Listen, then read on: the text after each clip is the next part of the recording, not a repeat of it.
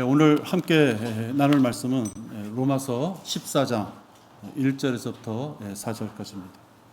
말씀은 12절까지 하겠지만 여러분들 함께 우리 봉독할 구절은 14장 1절에서부터 4절까지입니다.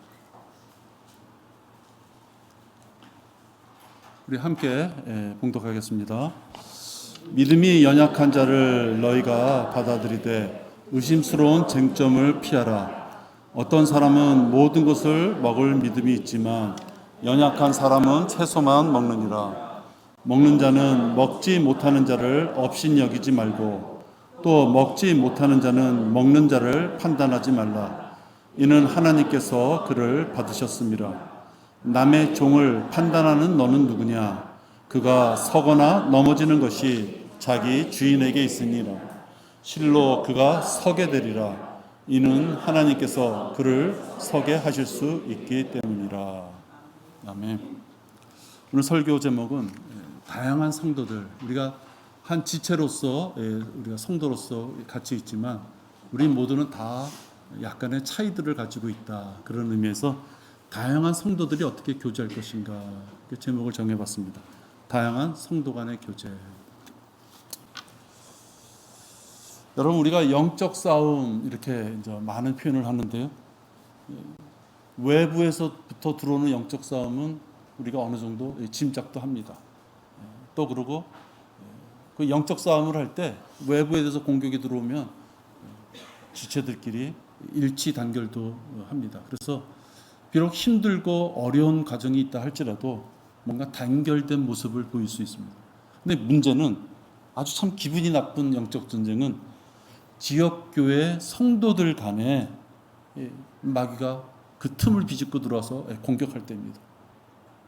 외부에서 공격할 때는 서로 기도도 하며 눈물 뿌려 진짜 모이고 정보도 주고받으면서 뭔가 일치된 모습을 보일 수 있는데, 내부에서 터지는 문제가 생겼을 때는 하루아침에 모래알맹이처럼 뿔뿔이 흩어질 수가 있기 때문에 그렇습니다. 오늘 이 말씀은 음식을 예로 들었어요. 이제 뒷부분은 넘어가면 어떤 날, 좋은 날, 어떤 날을 좋은 날로 할 것이냐라는 것을 또 예를 들었습니다. 믿음의 성장과 속도는 개인마다 차이가 있다 하는 것입니다. 한마디로 다르다는 것입니다. 다른 지체의 생각이 왜 나랑 다를까? 왜 다른가? 그거를 우리가 느꼈을 때 어떻게 잘 대비해야 될 것인가 하는 것을 오늘 알아보고자 하는 것입니다. 오늘 1절서부터 4절까지 봉독한 구절을 보면 무엇인가 대비가 되는 용어가 나옵니다. 믿음이 연약한 자, 이렇게 대비를 하면서 믿음이 연약한 자를 무엇인가 배려해야 되는 어떤 그런 상황이 있음을 알게 됩니다. 따라서 반대편으로 본다면 믿음이 강한 자라는 의미가 사실 이 글을 읽다 보면, 구절을 읽다 보면 우리가 생각나게 됩니다. 죄인들이 회개하고 예수님이 하나님이신 것을 인정하고 바로 그분께서 나를 위하여 십자가에서 못 박혀 죽으신 것을 믿고 예수님을 영접하는 것까지는 우리 모두가 동일합니다. 그 부분에서는 100% 일치가 돼야 돼요. 그 부분에 단 1%라도 우리가 서로 차이가 있다면 그것은 올바른 성경적 구원론에 의해서 구원받은 것이 아닙니다. 그것은 100% 일치해야죠. 틀림없이 일치해야 됩니다. 그런데 구원받고 난 이후의 삶은 각자가 다 차이가 있다 하는 것입니다. 잘했다 못했다 제가 그런 의미를 두고 말씀드리는 것이 아니라 차이가 있다 하는 것입니다. 믿음의 분량이 차이가 있습니다.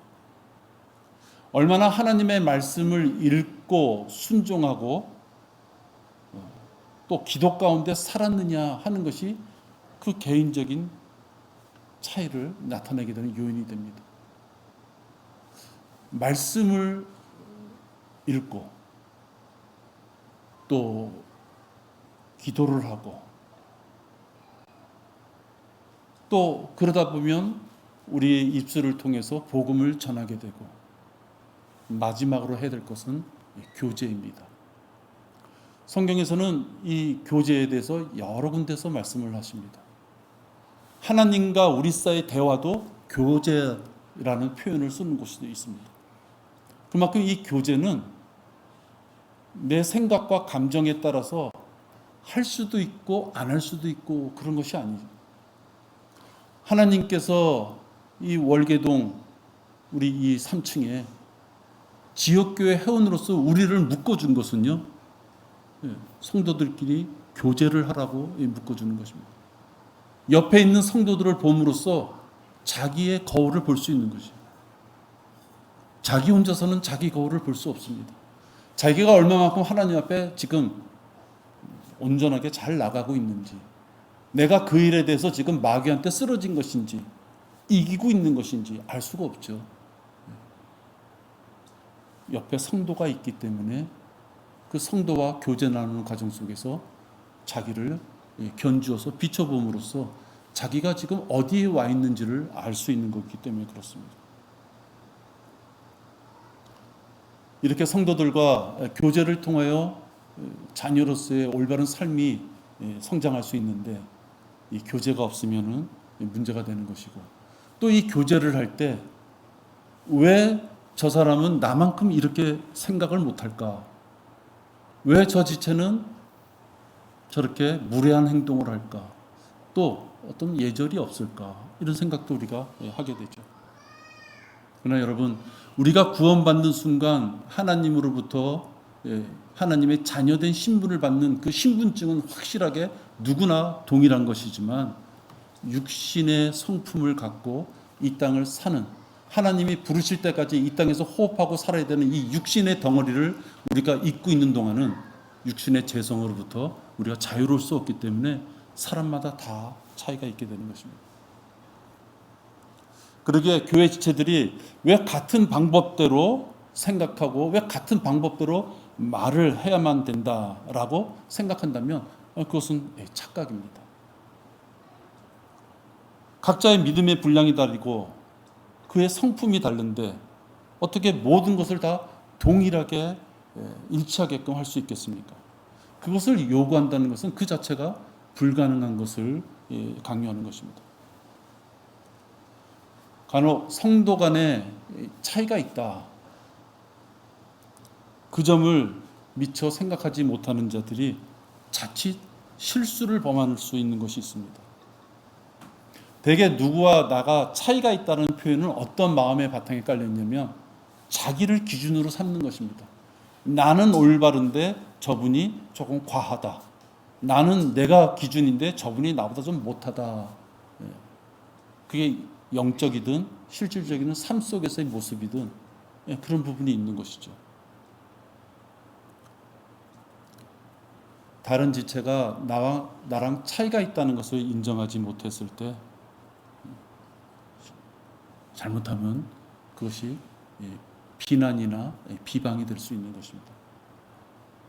그렇게 심각한 의미로 이야기한 것은 아니지만 그 말이 혹시 돌고 돌아서 어떤 지체의 귀에 들렸을 때는 자그마한 것을 얘기했지만 그것이 비난이 될 수 있는 것입니다.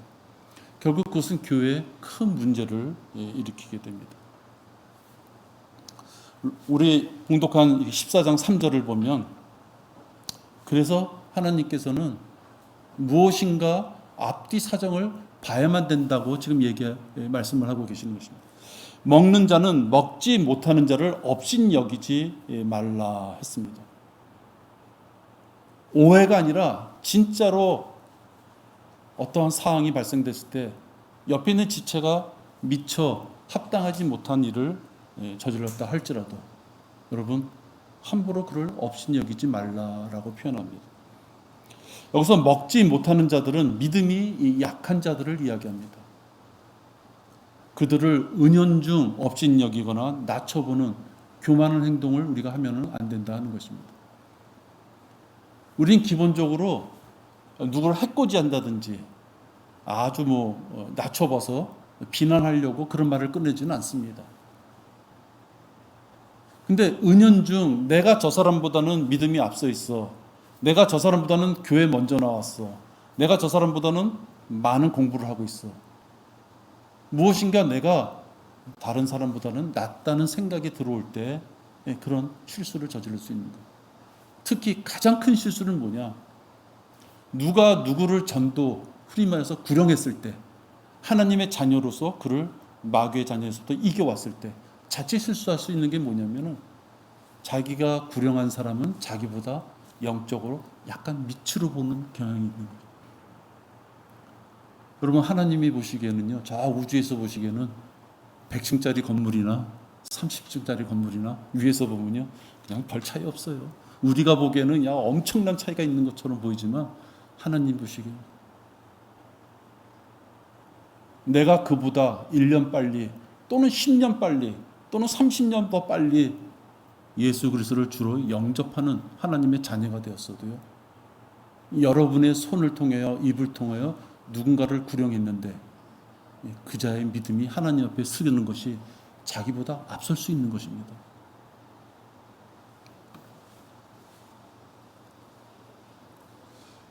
고린도 전서에서도 믿음이 강한 자들이 우상들에게 바쳤던 그런 것들을 먹을 때 주의해야 한다고 그렇게 되어 있습니다.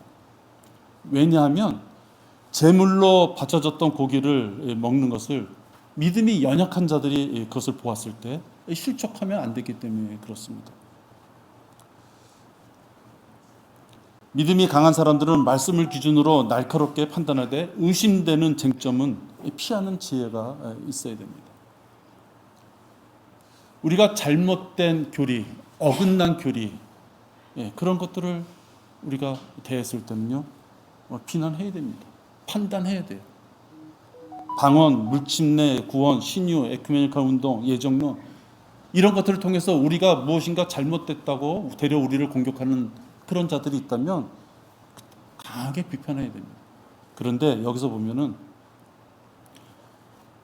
연약한 자를 너희가 받아들이되 의심스러운 쟁점을 피하라, 이 말씀을 생각해 보면, 의심스러운 쟁점, 실질적으로 교리상으로 봤을 때 확증하기 힘들고 또 갑론을박해봤자 별 이득이 없고 필요가 없는 불필요한 그런 쟁점들을 피하라 하는 것입니다. 이 세상에 있는 음식은 다 하나님이 주신 것입니다. 그래서 담대하게 그 음식을 먹으면 되는 것입니다. 그런데 제물로 바쳤던 음식을 믿음이 강한 자들이 이거는 음식이야, 하나님이 주신 것이야, 나는 먹을 수 있어 하고 먹었는데, 믿음이 약한 자들은 야, 우상한테 바쳤던 제물을 저 사람이 먹네 하고 그 사람이 시험 들까봐 바울은 먹지 않겠다 하는 것입니다. 교리상의 문제가 아니죠. 믿음이 연약한 자들이 잘못 생각하고 낙담하고 실망할까봐 그들을 위해서 자기는 고기를 먹지 않겠다, 이렇게 표현하는 것입니다. 믿음이 연약한 자를 주변에 있는 그 지체를 봤을 때 그 지체와 교제를 위해서는 그렇게 무엇인가 자기가 주의할 것은 잘 배제하면서 생활하겠다 하는 것입니다. 또 반대로 믿음이 연약한 자들이 강한 자들을 교회 내에서도 비판하는 것을 보게 됩니다.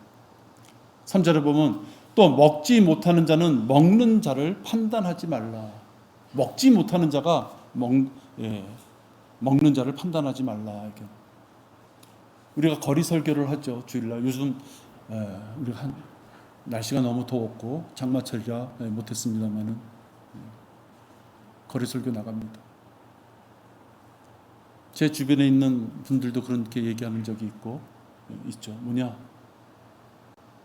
유튜브도 활성화되어 있고 이래저래 방송 매체도 많고 인쇄물도 많은데 꼭 그렇게 길거리 나가가지고 지나가는 사람한테 예수님 믿지 않으면 지옥 간다는 말을 함으로써 꼭 이렇게 손가락질 받고 그런 일을 꼭 해야만 되냐, 좀 더 점잖게 할 수 없지 않느냐, 이렇게 표현할 수도 있어요.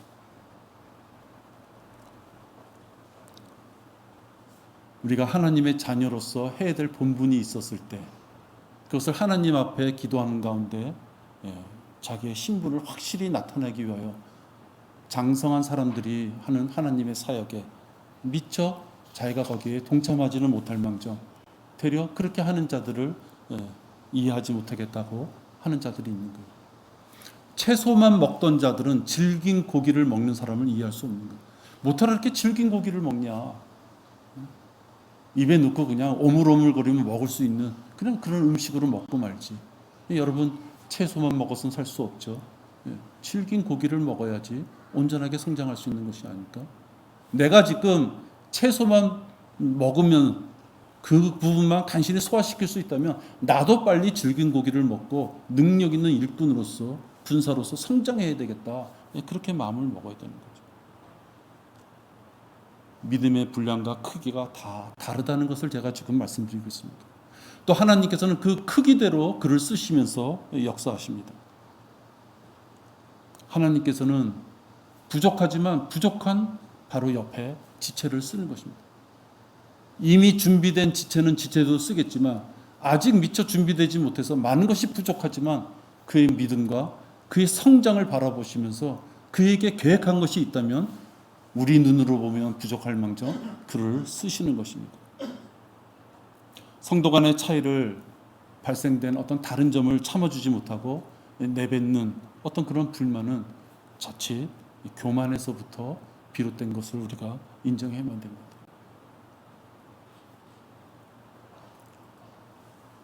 질책하는 판단은 허심탄회하게 교제하는 데 있어서 큰 방해가 됩니다.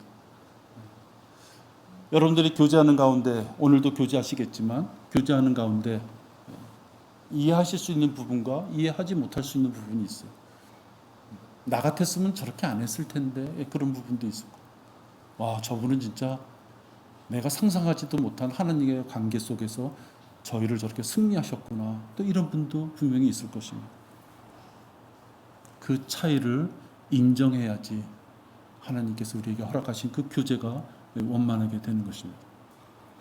여러분, 14장 5절부터 6절을 보면 이제 음식이 아니라 어떤 날, 데이, 소중하고 기쁘고 어떤 기념이 되는 날, 뭐 이런 어떤 특별한 날, 그것을 예를 들면서 또 말씀하십니다. 14장 5절을 한번 보겠습니다. 어떤 사람은 이 날을 전날보다 낮게 여기고 또 어떤 사람은 모든 날을 같게 여기니 각자 자기 생각에 확정해야 하리라. 나를 소중히 여기는 자는 주를 위하여 소중히 여기고 나를 소중히 여기지 아니하는 자도 주를 위하여 소중히 여기지 아니하며 먹는 자도 주를 위하여 먹으며 하나님께 감사하고 또 먹지 않는 자도 주를 위하여 먹지 않고 하나님께 감사하느니라. 5절에 보면 나는 이 날이 더 귀중해, 아니야 나는 이 날이 더 귀중해, 뭔가 차이가 있다 하는 것입니다. 여기 보면 14장 5절의 그 후반부를 보면 각자 자기 생각에 확정해야 하리라.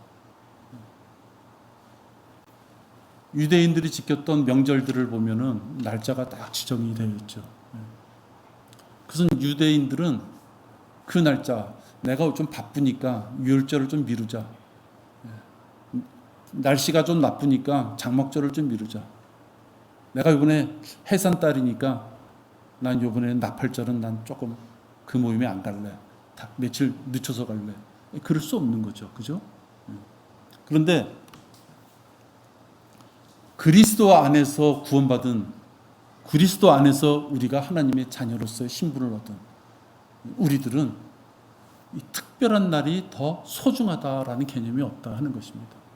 단지 누군가가 어떠한 날을 더 소중하게 생각하고 어떤 날을 더 그날보다는 좀 평범한 날로 생각한다면 그건 각자가 정해서 하면 될 것이다 하는 것입니다. 개인마다 차이가 있다는 것을 지금 말씀하는 것입니다.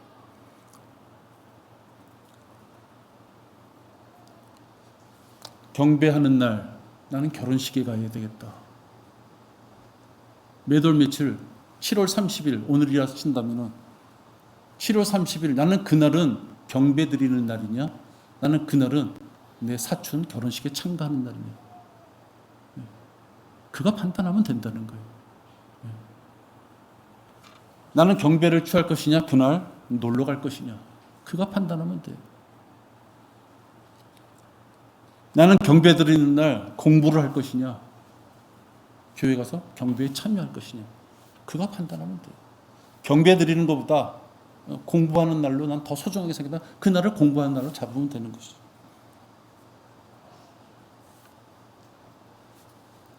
신약교회 시대에는 각자가 행한 대로 어느 날이 더 특별하다고 지어준 것이 아니라 자기가 확정한 대로 그 소중한 날을 정해서 사용하면 되는 것입니다. 그리스도 안에서는 모든 날이 부활의 날이고 귀중한 날입니다. 단지 여러분, 모든 날이 다 귀한데 그날 세상적인 것으로 낭비한다면 그것은 안 된다 하는 것입니다. 자기가 정한 그 소중한 날이 세상적인 것으로 다 소비되어진다면 하나님 앞에 소중한 날이 없는 것입니다. 어떤 유명한 목사가 어떤 날을 특별히 지키라고, 아니면 요즘 유행, 트렌드라 그러죠. 그 정도는 해야 된다고. 또는 오랜 관습 때문에 자기가 판단하고 생각할 수 있음에도 불구하고 자기의 생각을 버리고 그냥 휩쓸려 가는 거죠. 목사가 요구해서. 요즘 취향이 그러니까. 여러분, 크리스마스라는 것은 교리적으로도 맞지 않죠. 그건 있을 수도 없는 거예요. 조금만 생각해봐도 있을 수 없는 거예요. 술 먹고 놀고 연애하고 방탕하게 지내고 싶은 사람이 크리스마스를 지내는 거죠. 예수님은 한겨울에 태어나지 않으셨어요. 여러분 잘 아시죠? 크리스마스를 소중한 날로 지키는 사람들은 하나님의 말씀에 어긋나는 거죠. 자기는 크리스마스라고 해서 그날을 지키겠지만, 그날을 소중한 날로 자기가 개인적으로 확정해서 지키겠지만 하나님이 보시기에는 가당치 않은 거예요. 화이트데이, 그날이 하나님과 무슨 이유가 있습니까? 화이트데이라 뜻깊은 시간을 갖기 위하여 하나님과의 관계를 맺는 날에 영향을 끼친다면 그 화이트데이가 무슨 소용이 있습니까? 빼빼로데이 빼빼로데이가 뭐가 그렇게 소중합니까? 무슨 상관이 있습니까? 여러분, 주변의 것들, 대중적인 것들에 귀동냥할 필요가 없습니다. 소중한 날의 의미가 어디서 찾느냐? 소중한 날이 어떤 날이 소중한 날이냐? 이 말씀에서 찾아야 됩니다. 내가 정해버린 소중한 날, 우리 가문 대대로 귀하게 정한 소중한 날, 우리 회사가 정한 소중한 날, 내 친구들끼리 정한 소중한 날, 그 소중한 날이 하나님을 진정으로 기뻐하시는 날이냐 하는 것은 자기가 판단해야 됩니다. 자기가 정해서 자기가 쓰되 내가 정한 소중한 날이 진정으로 하나님께서도 소중한 날이고 기뻐하시는 날일지, 그 판단은 자기가 잘 생각해 봐야 되죠. 하나님 앞에 소중한 날을 정하는 것처럼, 이것도 다 차이가 있는 것처럼, 우선순위에서 어떤 것이 뒤로 물리고 어떤 것이 앞으로 나오는 그 차이가 있는 것처럼 우리들은 다 차이가 있습니다. 아까 음식을 대하는 것도 차이가 있지만 의사를 판단하는, 의사 결정을 하는 데 있어서도 차이가 있는 것입니다. 사실 모든 크리스찬들은 다 잘못을 저지르고 삽니다. 죄 앞에 완벽한 사람은 없습니다. 크고 작은, 자기가 알 수도 있고 모를 수도 있는 죄를 지으면서 살게 됩니다. 완전치 못한 사람이 하물며 격의에다가 플러스 알파 잘못된 편견까지 덧붙여가지고 내 앞에 있는 사람을 함부로 비판하고 판단하면 안 된다 하는 것입니다. 그래가지고는 교제할 수 없는 것입니다. 우리가 총을 쏠 때도요, 표적지를 딱 세워놓고 총을 쏘는 거는 그나마 조금 쉽습니다. 그 다음에 조금 어려운 게, 표적지를 세워놓고 뭐 서서 쏴, 앉아서 쏴, 엎드려 쏴 그러니까 막 움직이면서 쏘게 하는 거예요. 그게 좀 더 어렵죠. 근데 진짜 어려운 건 뭐냐? 움직이면서 앞으로 가면서 표적이 왔다 갔다 하는 거. 자기도 움직이고 표적도 움직여요. 그러면 그것은 많은 훈련을 하지 않고서는 잘 맞추기가 힘든 것입니다. 나도 죄인이고 죄성을 가졌고 내 지체도 죄성을 가졌기 때문에 삶 속에서 많은 우여곡절과 영적 싸움에서 넘어질 수도 있고 승리할 수도 있는데 어떻게 내 지체가 나와 똑같은 생각과 행동을 가져야지 그것이 내 마음에 평안함을 주겠습니까? 차이가 있다는 걸 인정하고 그 차이를 오늘 우리가 읽은 구절처럼 그 배려하고 그 차이 때문에 혹 믿음이 연약한 자들이 낙담하고 실망할지 모르니 자기가 그 부분을 하나님 앞에 기도함으로써 이겨나야만 된다 하는 것입니다. 로마서 14장 10절에서부터 12절을 보시겠습니다. 로마서 14장 10절에서부터 12절입니다.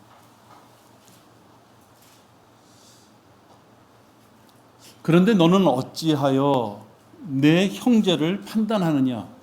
어찌하여 내 형제를 업신 여기느냐? 우리가 모두 그리스도의 심판석 앞에 서리라. 이는 기록된 바 주가 말하노라. 내가 살아있으니 모든 무릎이 내게 꿇을 것이요 모든 혀가 하나님께 자백하리라고 하였음이라. 그러므로 우리 각 사람이 하나님께 자신에 관해 설명하리라. 그 앞부분은 계속해서 하나님께서 성도마다 다 다른 부분이 있다. 성장의 차이가 있고 또 믿음의 생활의 열매가 차이가 있다라는 것을 쭉 말씀해 주셨어요.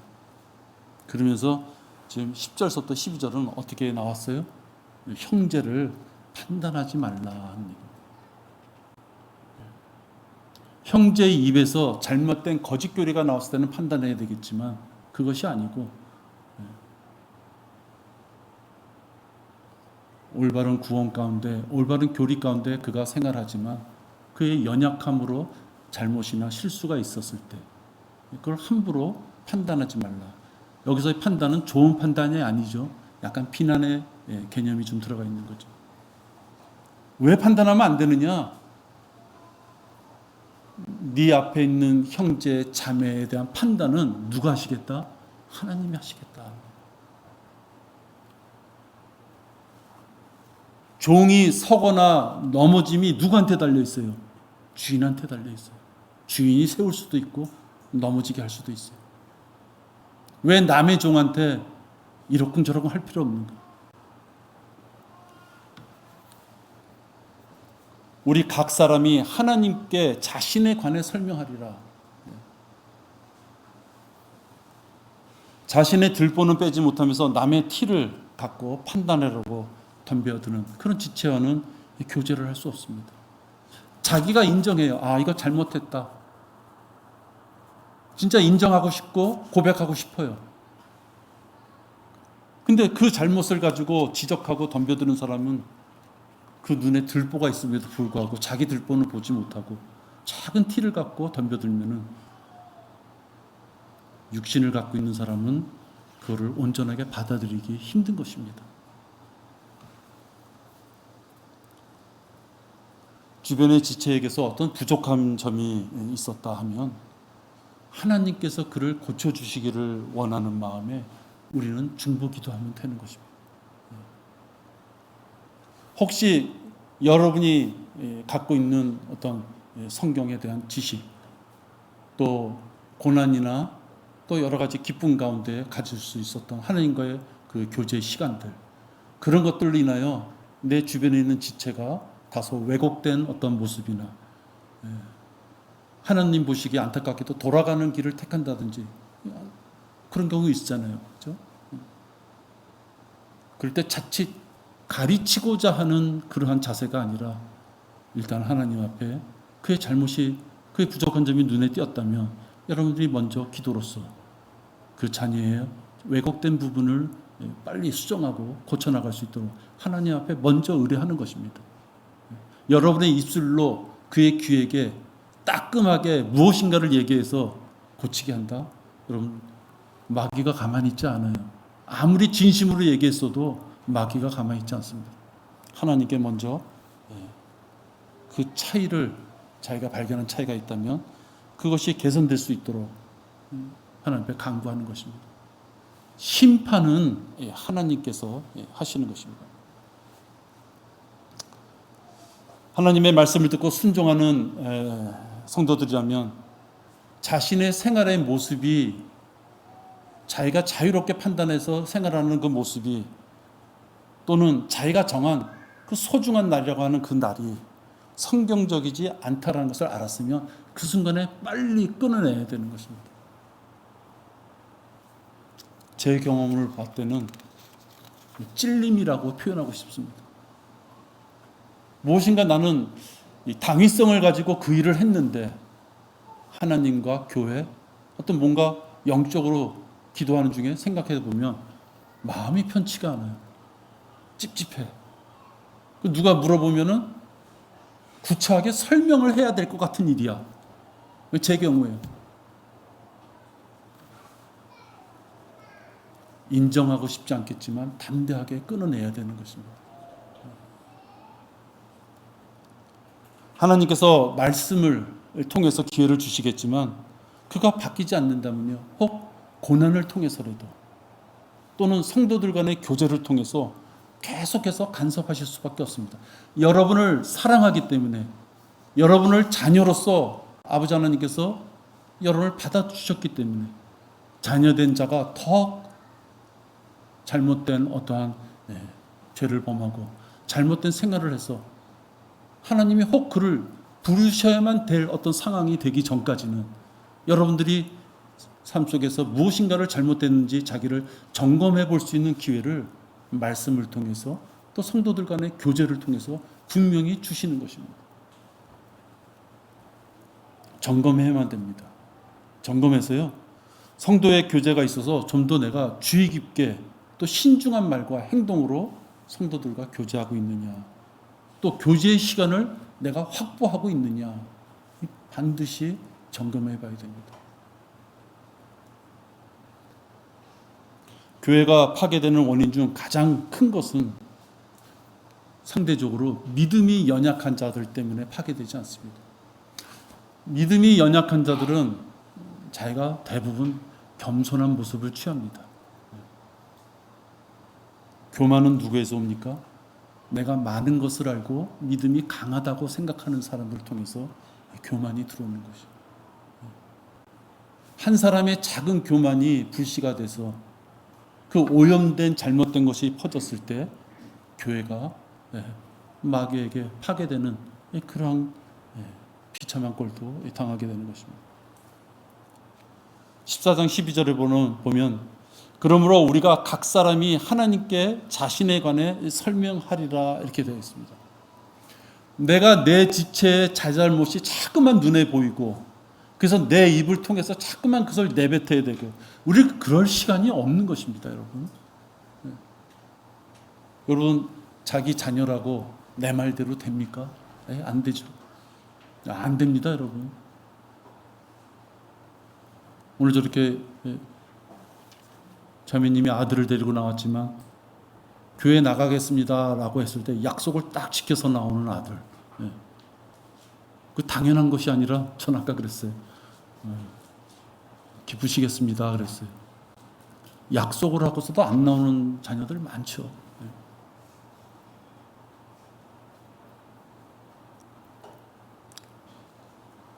우리는 언젠가 하나님께 우리 자신에 관하여 설명해야 됩니다. 그냥 얘기하는 것이 아니에요. 조물조물 이렇게 재미나게 우물우물 약간 콧소리 이렇게 섞어가면서 그랬어요 저랬어요 이렇게 얘기하는 것이 아니에요. 설명이라는 것은 어떤 뜻입니까? 뭔가 논리에 의해서 합당하게 낱낱이 기사를 쓰듯이 육하 원칙에 의해서 내가 왜 그때 그럴 수밖에 없는지를 이야기하는 것이 설명이에요. 창조주 하나님께서 불꽃 같은 눈동자로 나와 1:1 눈동자를 맞춰가면서 질문을 하실 때 그분 앞에 설명을 해야 되는 거죠. 그 설명할 수 있는 마음의 준비는 언제 하느냐? 죽어서는 늦어요. 그죠? 여러분 지금 이 땅에 살아계실 때 예수님을 만났을 때 어떻게 나 자신에 대해서 설명해야만 되는지, 내가 행한 것들에 대해서 어떻게 설명해야 되는지 이 땅에 있을 때 준비를 하셔야 되는 거예요. 믿음이 연약한 자들을 왜 받아들이지 못하고 왜 낙담하고 실망, 시리에 빠지게끔 그때 그렇게 했느냐? 나를 빤히 쳐다보시면서 물으신다면 어떻게 대답하시겠습니까? 또 장성한 사람들이 행하는 아주 좋은 본이 되는 그런 사역에 왜 너는 동참받지 못하고 변명을 댔으며 왜 하나님 보시기에 기뻐하는 사역을 너는 도리어 비난만 하고 있었느냐? 네가 참가하지 못한다고 해서 왜 비난하고 있었느냐? 혹시 이렇게 물으신다면 어떠한 이유와 변명으로 설명하시겠느냐 하는 것입니다. 옆에 있는 지체들 각자가 틀리고 다르다는 것을 말씀드렸습니다. 그 지체에 대해서 비난하고 비평하고 불만을 나타내기보다는 그런 것이 눈에 띄었다면 하나님 앞에 기도하시고 그걸 고치게끔 중보기도 하시고, 지금 나의 날카로운 시각은 내 옆에 있는 지체들한테 돌리는 것이 아니라 그 날카롭고 진짜 차가운 눈길, 나한테서 무슨 잘못이 있을까, 내가 왜 이렇게 왜곡된 생활을 할까 하는 그 잣대는 자기 자신한테 돌려야 되는 것이에요. 그 자기 자신을 깎여 나가야만 되는 것이죠. 여러분, 오늘 저희들이 야외 예배를 드리고 나서 5월 달이죠, 그죠? 야외 예배를 드리고 나서 그때 교제를 못하고 우리가 2개월에 한 번씩 교제 시간을 갖는데 오늘이 그 시간입니다. 간증이 있으신 분들은 간증을 하실 것이고, 또 듣는 분들은 동일한 성령님, 한 성령님이 저 자매나 지체의 마음에서 이렇게 역사하셨구나 라는 것을 우리가 오늘 귀하게 듣는 시간입니다. 이 교제 시간, 세상 교회에서 얘기하는 것처럼 자기 자랑하는 간증의 시간이 아니라 하나님이 우리 지체들을 통해서 어떻게 역사하셨기에 감사함이 있는 것인지, 또 그 고난을 어떻게 이겨나갔는지 우리가 배울 수 있고 또 동감할 수 있는 시간입니다. 교제 시간에 많이 참여하시고 귀한 시간들이 되시길 바랍니다.